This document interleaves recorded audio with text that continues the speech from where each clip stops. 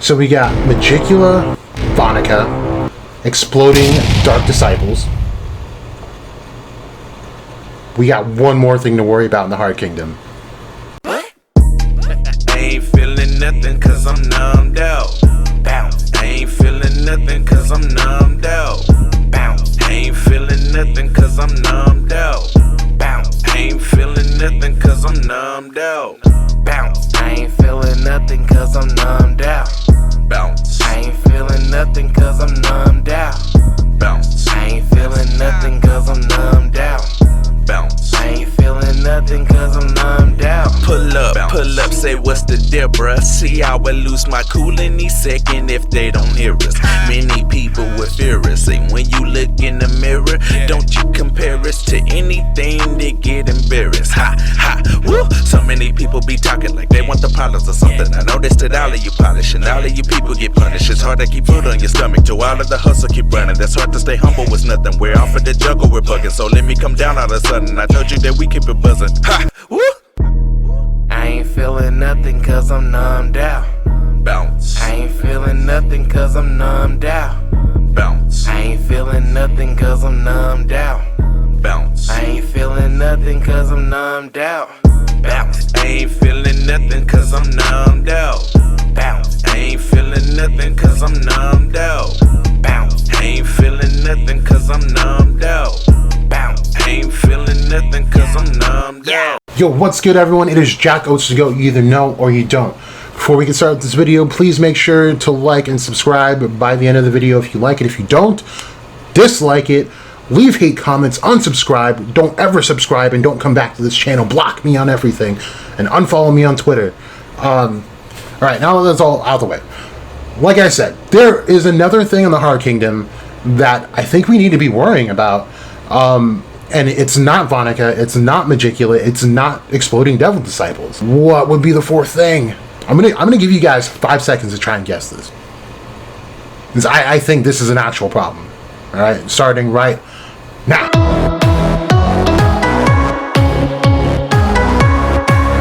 What'd you get?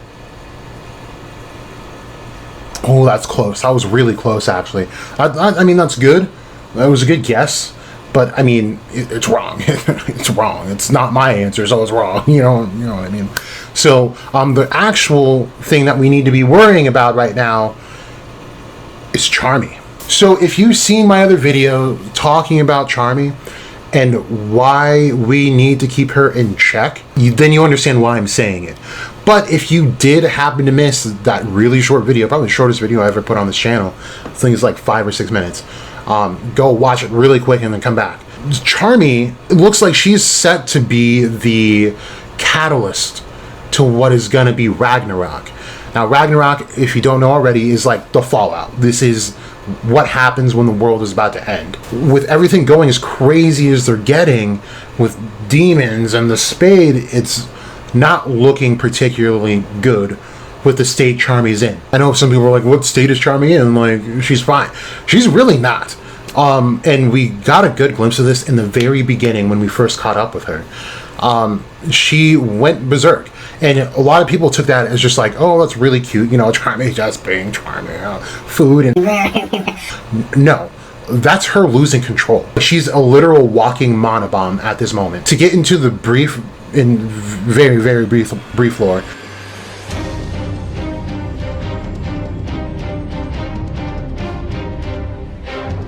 so in Norse mythology, the Dwarves, which Charmy is, were put in charge of keeping watch over Fenrir. Now Fenrir is a giant wolf who consumes everything, and he's almost infinitely strong. None of the gods could defeat him, and none of the gods had the tools or anything to shackle him and entrap him.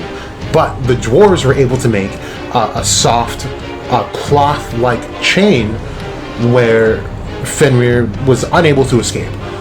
So they left the Dwarves in charge of keeping watch over him to prevent Fenrir from eating Odin and thus creating Ragnarok. And this makes sense still in this series because Charmy's part dwarf, she's half. Now, she's got the cotton magic. Now, the cotton magic, we would assume, going off of the Norse lore and connecting it to the series, that the cotton is the chains, and we can see that because it's obvious stitching over the actual wolf.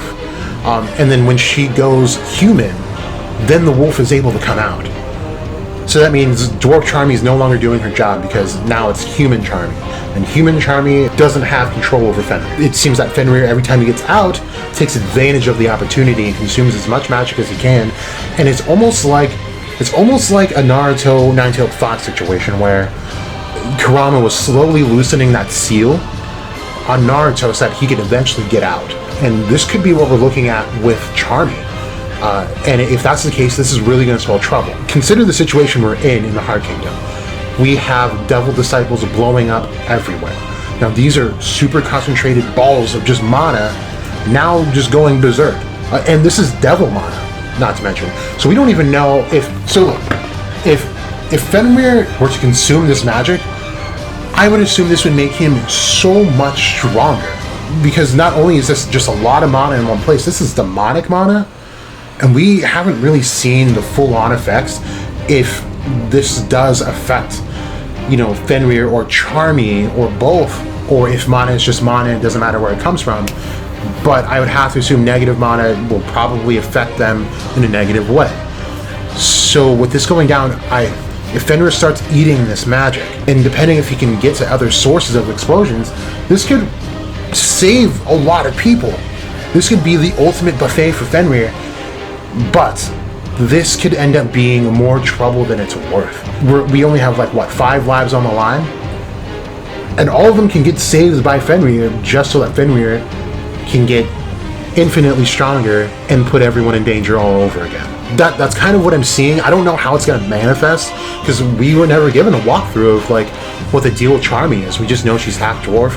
She's obviously the guardian of Fenrir. It doesn't seem like she's super aware that she is the guardian of this beast that can really destroy the world. And why that is, who knows? Maybe that was on purpose, or there's a lot of stuff in this series where people just somehow mysteriously forget where they come from, who they are, and what the purpose is. And one of those examples is Yami. Yami came from a different country, and he's the only person we've ever seen with dark magic. Yami was in his teenage years, his early teenage years, when he washed up on the shore and Julius found him. Didn't speak any of the language they were speaking. His magic was vastly different. His body type was vastly different. Do I want to do that now? Yeah, I'll do now. So there's actually a lore behind what Yami could be, and that's a Jotun. You've probably heard me say that a lot. And this is an idea that was originally from Roku. That's where I first heard it. Then I did more research, and it makes sense because Yami was actually stranded out on the sea. He was out fishing and he got lost at sea. And this says a lot, and it confirms a lot, actually, about his origins. So the theory behind it is that Yami comes from a place called Jotunheim, and this is where it's the land of giants. And in Norse mythology, giants also double for demons, and it really just depends on their intent. They can range from regular human, 5'5" to 6 feet, to actual like Lucifero size giants. So size doesn't matter. You hear that, ladies? Size doesn't matter. Did I make you cringe hard enough to maybe hit the like button? Or no? Okay, well, back to what I was saying then. The reason that I really think it was confirmed that he does come from that land of Jotunheim, that he was stranded fishing. Now, what the giants do in this land of giants, what they do is, as a rite of passage for boys to become full-on men or warriors, they send them fishing out into the ocean, and they have to come back alive, of course. You're not going to come back dead. Duh. It's a rite of passage for the fact that Yami went out fishing and got stranded that way, and no one came looking for him, really says that that's probably what happened as a rite of passage, and it was his early teen years. That's usually when all rites of passages happen, even in the real world. So it makes sense that no one came looking for him, because back in those times, like especially with like Vikings, and like you saw this with the Spartans too, and some cases with the Athenians and all those like warrior races or like colonies or civilizations, they it's really harsh conditions. So if you were sent out to go kill wolves and live in the wild for 5 weeks, and you don't come back, you just don't come back. No one looks for you because you weren't built to survive in this world. And for Yami, if that's the case, for Yami to be a reject in that sense is kind of amazing, and it's also really scary, because if there are other threats across the sea, because like I said, Jotuns are also doubled up as demons in Norse mythology.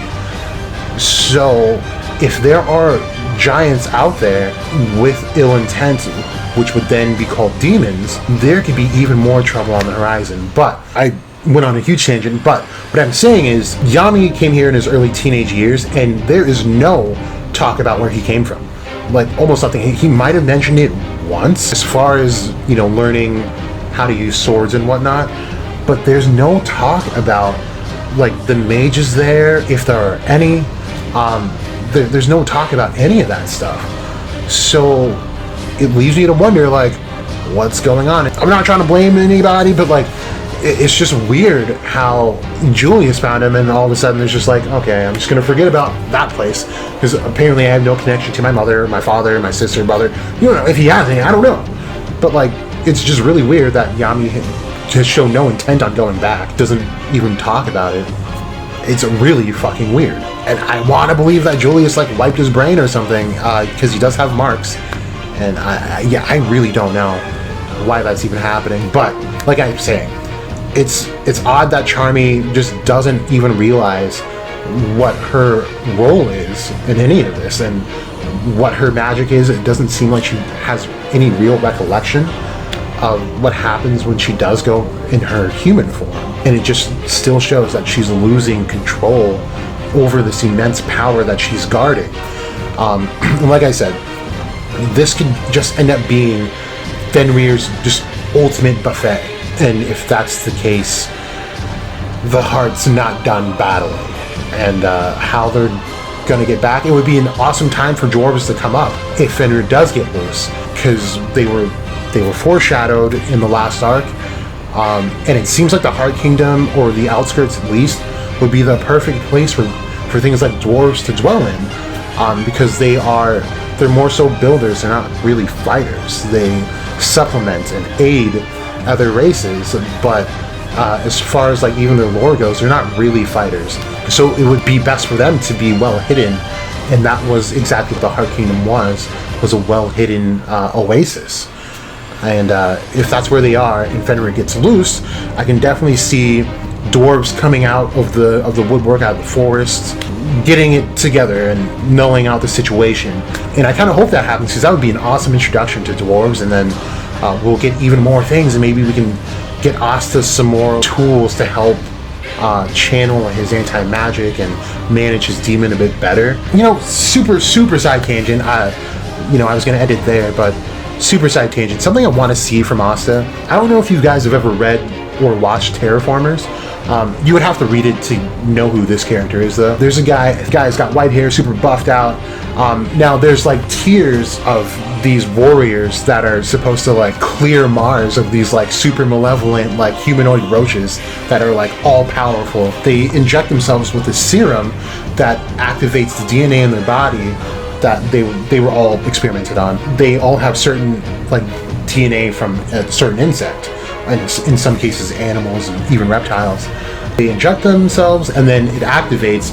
And so like there's like one guy this one chick actually, who has bullet ant DNA, and her fists just like grow super big, and she's able to punch like super crazy.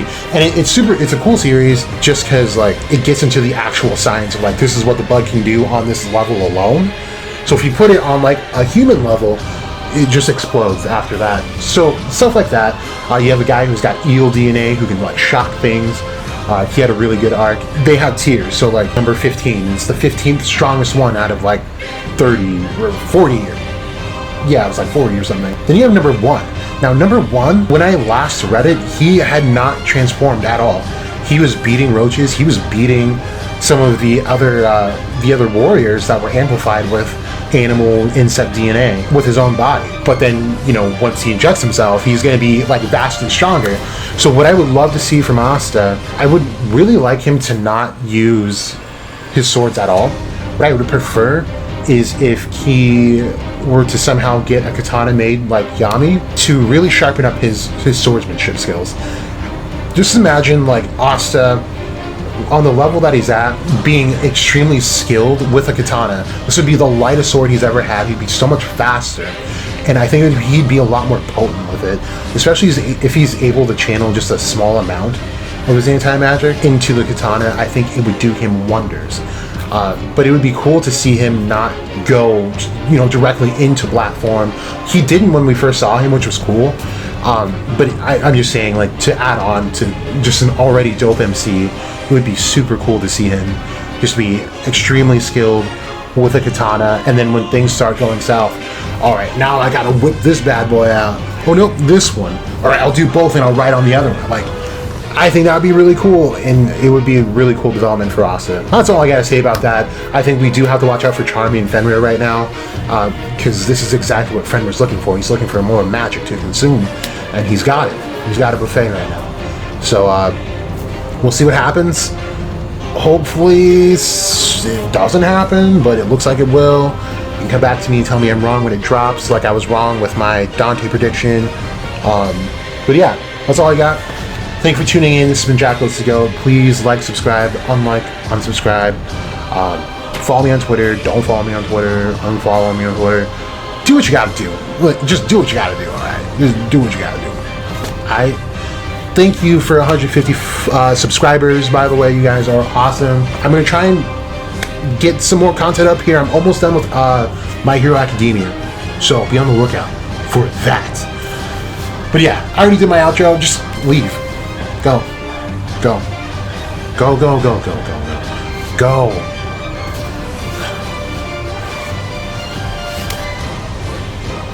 Why are you still here? I'm not doing the outro again.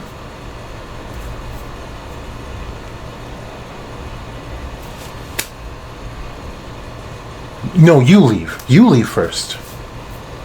Alright, ready? Alright, here. Rock, paper, scissors. On shoot. One time. Okay? If I win, you have to leave. If you win, I'll leave. Okay? Ready?